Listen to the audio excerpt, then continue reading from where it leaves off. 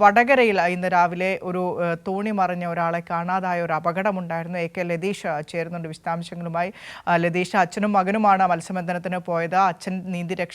മകൻ നീന്തി രക്ഷപ്പെട്ടു, അച്ഛനെ കാണാതായി എന്ന വാർത്തയാണ് പുറത്തേക്ക് വന്നത്. എന്താണ് ഏറ്റവും ഒടുവിൽ ഈ തിരച്ചിലിനൊക്കെ ഒടുവിൽ ആളെ കണ്ടെത്താനായോ? തിരച്ചിൽ ഏത് രീതിയിലാണ് പുരോഗമിക്കുന്നത്? തിരച്ചിൽ പുരോഗമിക്കുകയാണ്. ഇന്നലെ രാത്രിയാണ് ഈ അപകടമുണ്ടായത്. സുബൈറും മകൻ സുനീറുമാണ് മത്സ്യബന്ധനത്തിനായി പോയത്. അഴിമുഖത്ത് വെച്ചാണ് കാറ്റിലും മഴയിലും തോണി മറിഞ്ഞുണ്ട അപകടമുണ്ടായത്. മകൻ സുനീർ നീന്തി രക്ഷപ്പെടുകയും സുബൈറിനെ കാണാതാവുകയും ചെയ്തു. സുബൈറിനായുള്ള തിരച്ചിൽ കോസ്റ്റൽ പോലീസിന്റെ നേതൃത്വത്തിൽ ഇപ്പോൾ പുരോഗമിക്കുകയാണ്. മത്സ്യത്തൊഴിലാളികളും നാട്ടുകാരുമെല്ലാം തിരച്ചിലിൽ പങ്കെടുക്കുന്നുണ്ട്.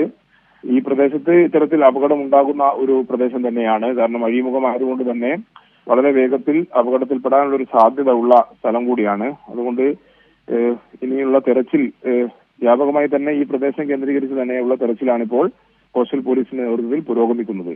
ഫിനിഷ. ശരി, AK ലതീഷാണ് വടകര സാൻഡ് ബാങ്ക്സിൽ വള്ളം മറിഞ്ഞ മത്സ്യത്തൊഴിലാളിയെ കാണാതായ സംബന്ധിച്ച വിശദാംശങ്ങൾ നൽകിയത്. ഏതായാലും അവിടെ കോസ്റ്റ് ഗാർഡിന്റെ നേതൃത്വത്തിലൊക്കെ രക്ഷാപ്രവർത്തനം പുരോഗമിച്ചുകൊണ്ടിരിക്കുകയാണ്. കാണാതായ ആൾക്കായുള്ള തെരച്ചിൽ പുരോഗമിക്കുന്നു.